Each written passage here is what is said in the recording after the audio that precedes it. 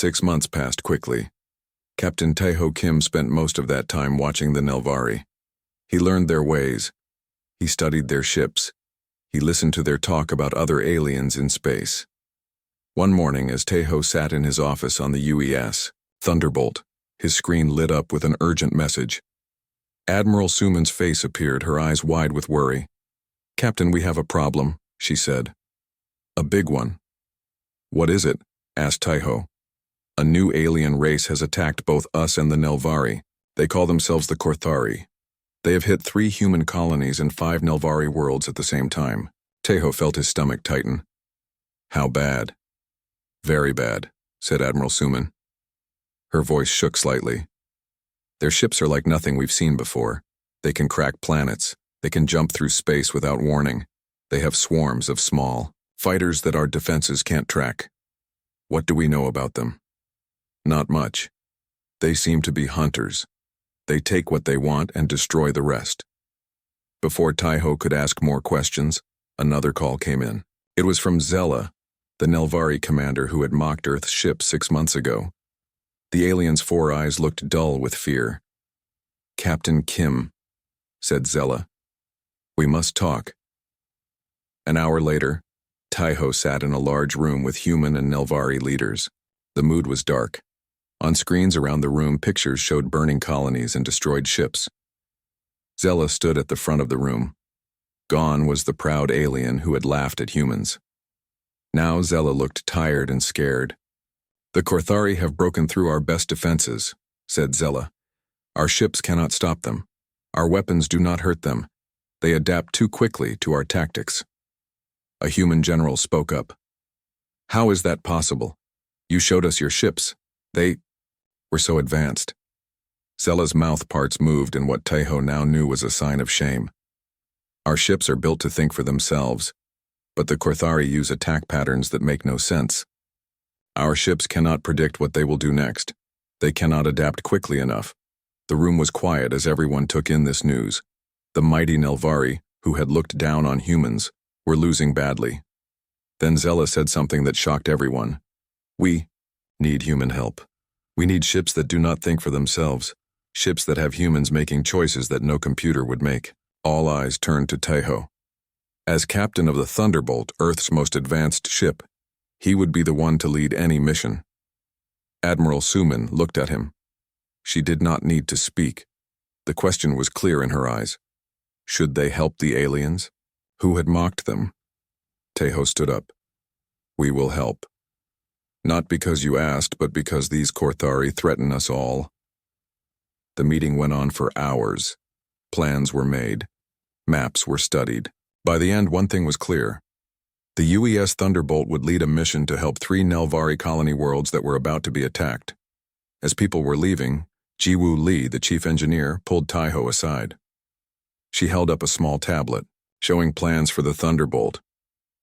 "I've made some changes," she said with a small smile. "Things the Nelvari don't know about." Taeho looked at the plans. His eyes widened. "Can you have all this ready in time?" Jiwoo nodded. "Give me 48 hours. 2 days later, Taeho stood on the bridge of the Thunderbolt. The ship hummed with power, but from the outside, it still looked like the same simple ship the Nelvari had laughed at. The Nelvari had sent 5 officers to join the mission. They stood awkwardly on the bridge, looking at the human controls with doubt in their eyes. "Your targeting systems are manual?" asked a Nelvari named Ziv, who would be the tactical officer. "How primitive." Taeho just smiled. Sometimes old ways work best. Before they could leave, a private message came in for Taeho. It was from Admiral Suman. "Remember what we discussed. Let them see only what we want them to see." The Thunderbolt left Earth behind. Its engines pushed it faster than any Nelvari thought possible for such a simple ship. Still, the Nelvari officers kept making comments about how their ships were better. "Our ships would get there in half the time," said one. "Our sensors can see 10 times farther," said another. Taeho let them talk.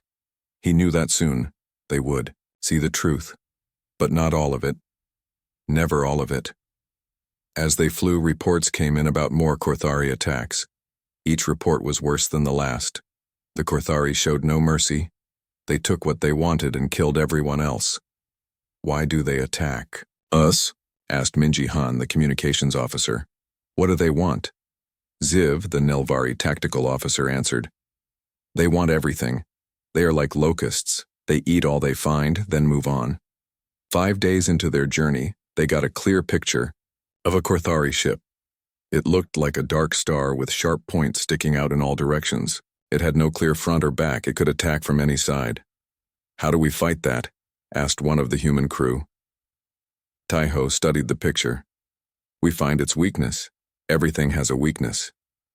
Ziv laughed, a sound like stones being rubbed together. Your simple human thinking. These ships have no weakness. That is why my people are losing. Taiho looked at the Nelvari. Everything has a weakness, he said again, more firmly.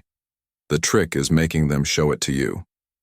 As they got closer to the Nelvari colonies, tension grew on the ship. The Nelvari paced the halls, worried about their people. The humans checked and rechecked their systems, preparing for battle. One night, when most of the crew was sleeping, Taiho went to a hidden room deep in the ship. Jiwoo was there, working on something the Nelvari had never seen. Is it ready? Asked Taiho. Jiwoo nodded. It's ready, but we'll only get one chance to use it. After that, they'll know what we can do. Then we make that one chance count, said Taiho. The next day they received an urgent message. The Korthari had been spotted heading toward the colony worlds. 12 massive ships moving fast. Taiho called everyone to the bridge. We have 24 hours to prepare. I want every system checked. Every weapon ready. Ziv looked at the report. 12 Korthari ships? Against one human vessel? The Nelvari's voice was full of doubt. We should call for help. No time for help to arrive, said Taiho. We stand and fight. Then we die, said Ziv. Taiho looked at the Nelvari. Maybe, or maybe we surprise them. As he spoke, Taiho thought about what Admiral Suman had told him before he left. The thunderbolt has teeth no one has seen yet. Show them only when you must. That time was coming soon. Very soon. The large meeting room fell silent as Captain Taiho Kim walked in. He moved with quiet steps, his navy blue uniform neat and clean. His face showed nothing, but his eyes watched everything. Today was a big day for all humans. The first aliens to ever talk to Earth had arrived 3 days ago. They called themselves the Nelvari. At first, everyone was happy. The Nelvari looked strange with their blue-green skin that sparkled in the light. They had 4 eyes, 2 large ones and 2 small ones. When they talked, the small parts around their mouths moved up and down. Captain Taiho stood at the back of the room. He did not smile. He did not talk. He just watched. Admiral Suman Park stood at the front. She was showing the aliens how Earth protected itself in space. She showed pictures of Earth's ships and weapons.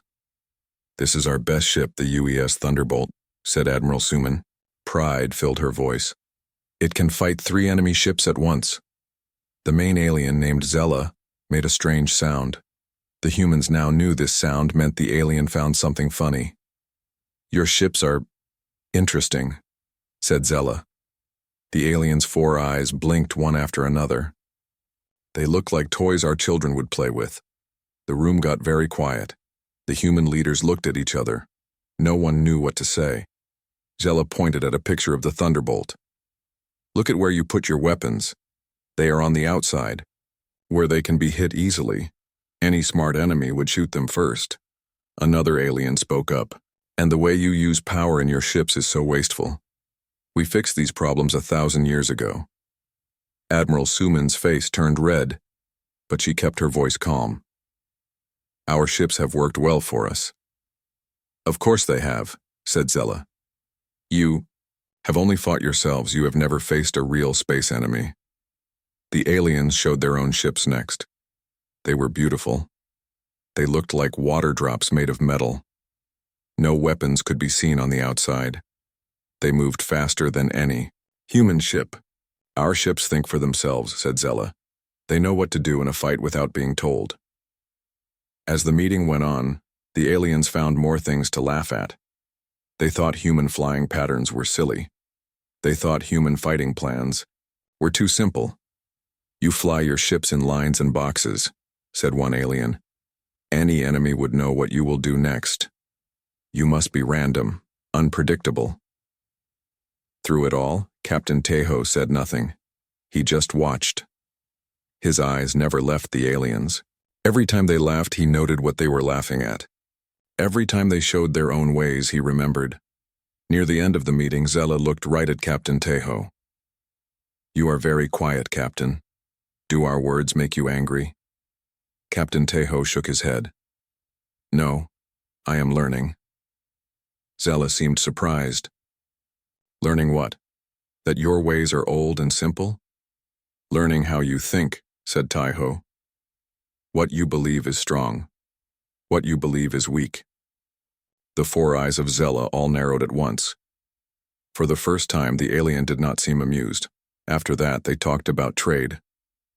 Earth would give the Nelvari rare metals. The Nelvari would give Earth new medicines.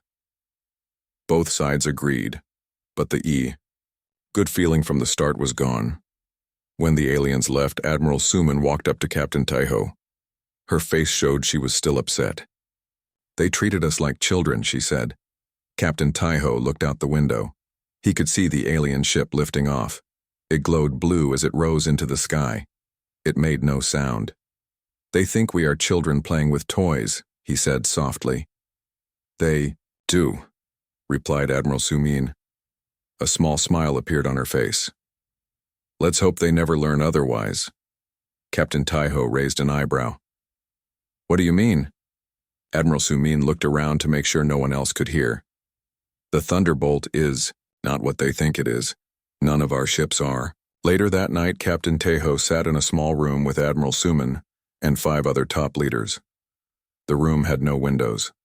The doors were locked. No computers were allowed inside. "The aliens must never know the truth," said Admiral Suman. "They think our ships are simple because that's what we wanted them to see." An old general spoke up.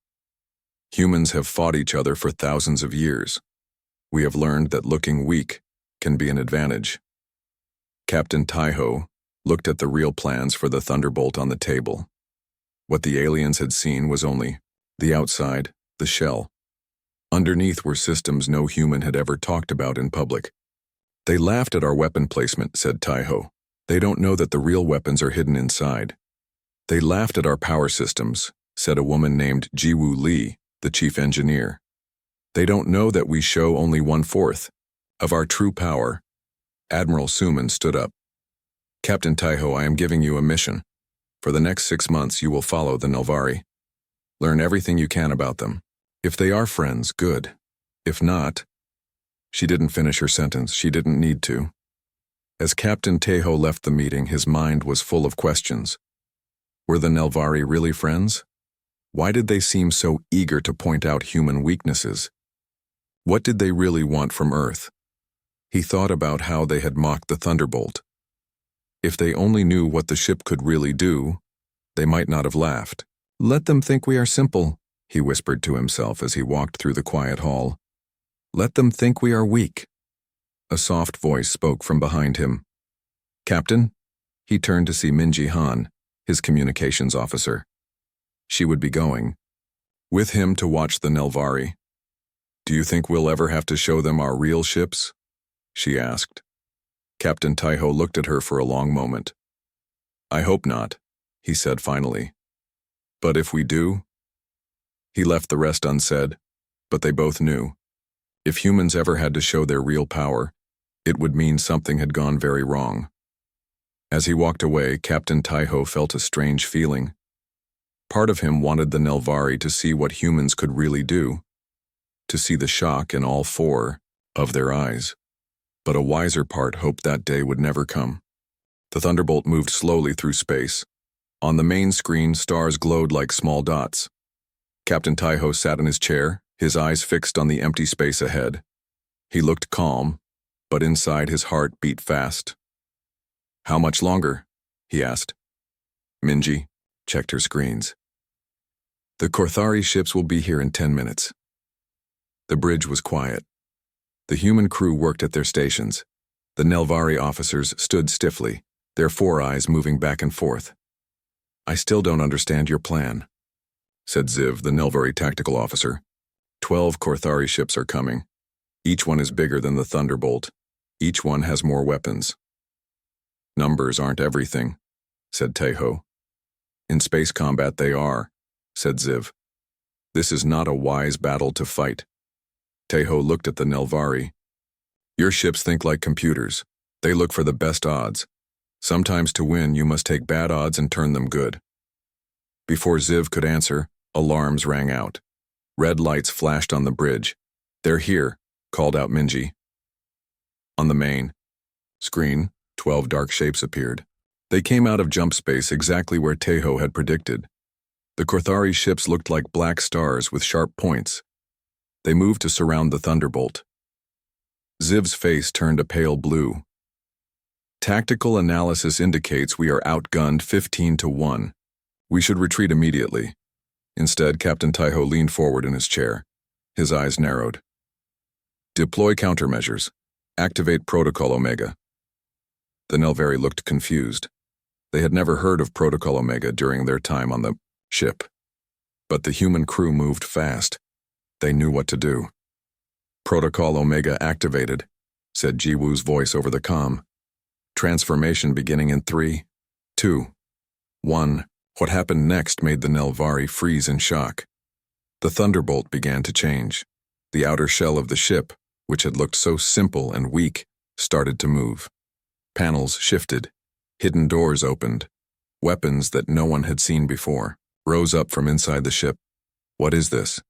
Asked Ziv, eyes wide with surprise. Minji smiled. Humans have been at war with ourselves for thousands of years. We learned long ago the value of deception. The Thunderbolt's engines, which had seemed barely good enough before, suddenly glowed 4 times brighter. The ship moved faster, smoother. Full power to forward shields, ordered Teho. Prepare all weapons.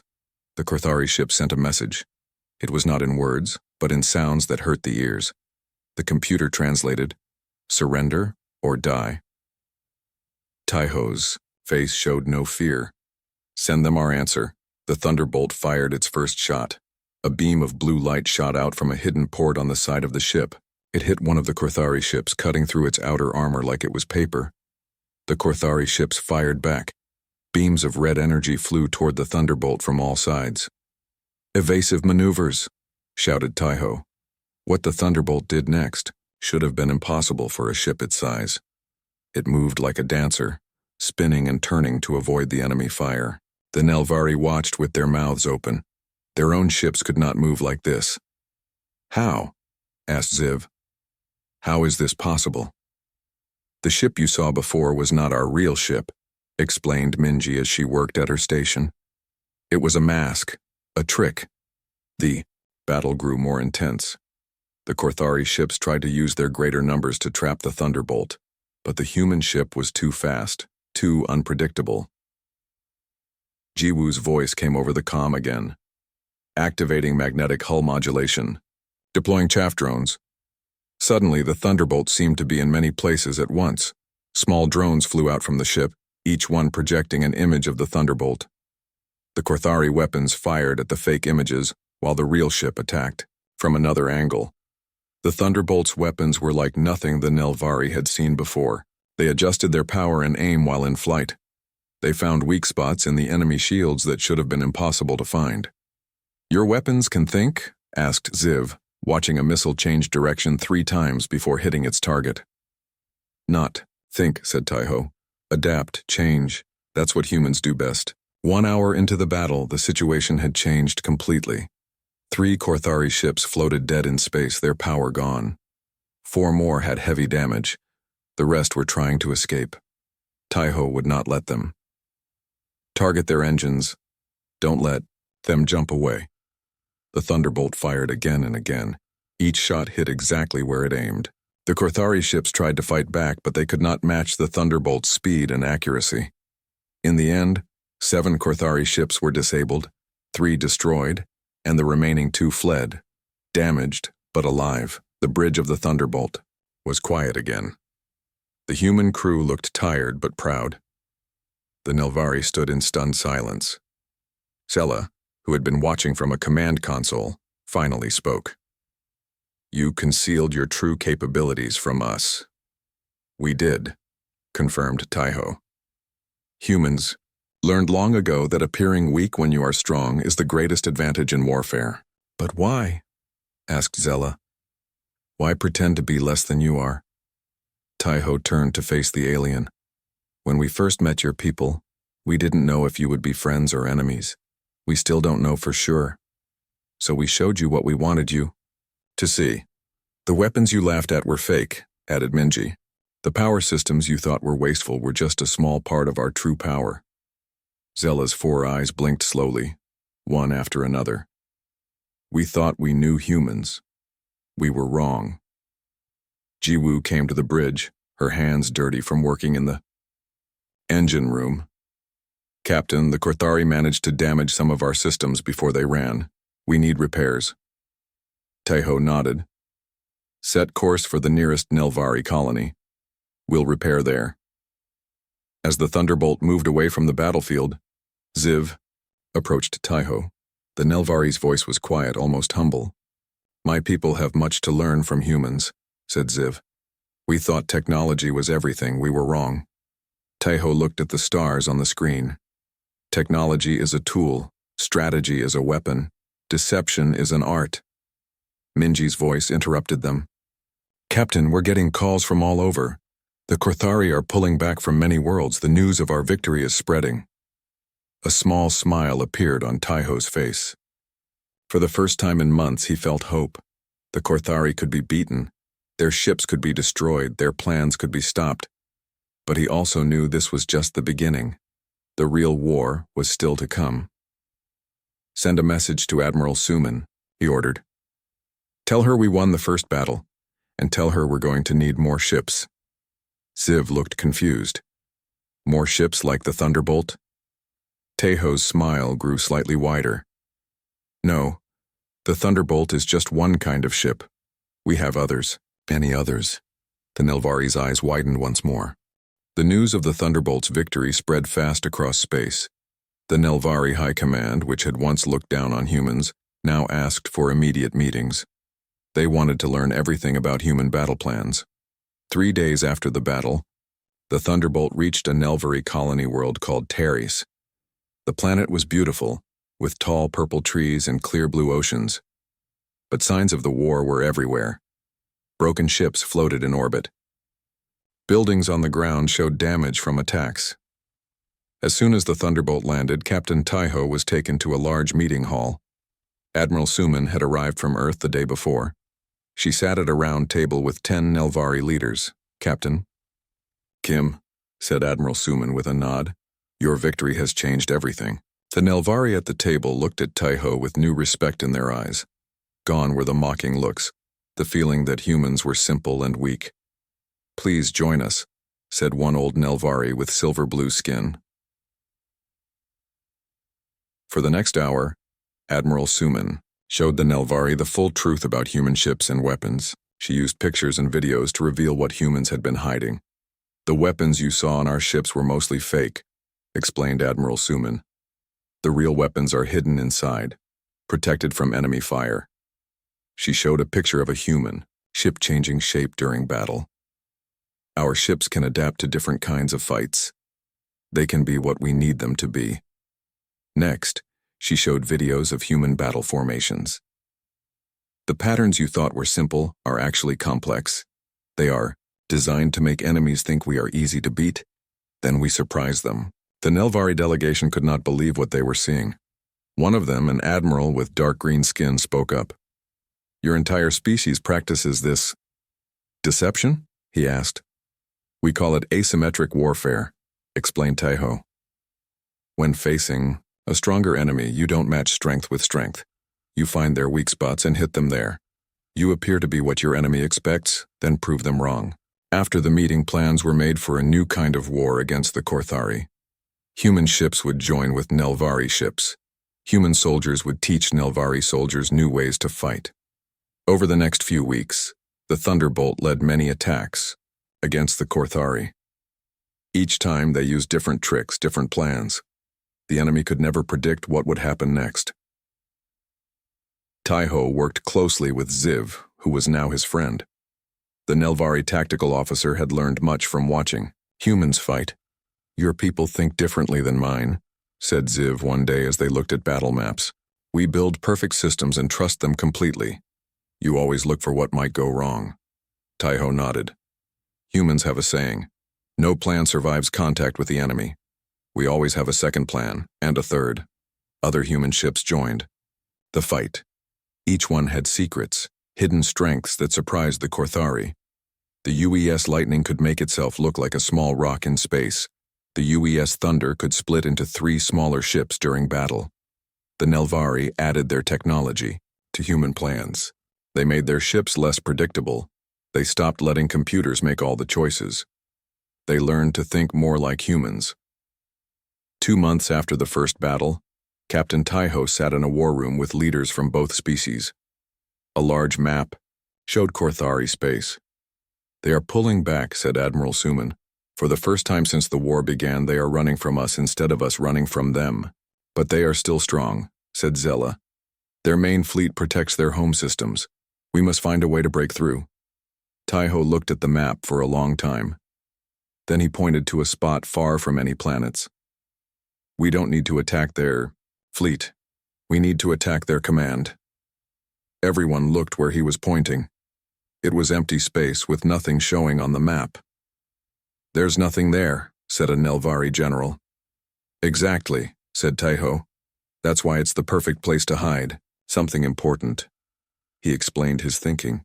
The Korthari always seemed to know what was happening in the war. Their ships moved too fast to new battles. Someone or something must be giving them orders. If that command center could be found and destroyed, the Korthari might fall apart. "But how do we find it?" asked Zella. Minji, who had been quiet until now, spoke up. "We let them lead us to it." Her plan was simple but clever.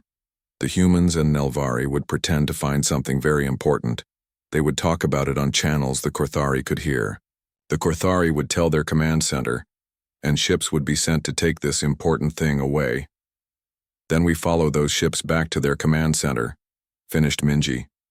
3 weeks later, the plan was ready. A fake story was spread about an ancient weapon found on a dead world. Ships were sent to protect it. Messages about its power were sent where Korthari spies could hear them. The trap worked. The Korthari sent 20 ships to take the weapon. When they found nothing there, they turned to leave. Hidden human and Nelvari ships followed them through jump space. The trail led to a massive space station hiding in a dust cloud.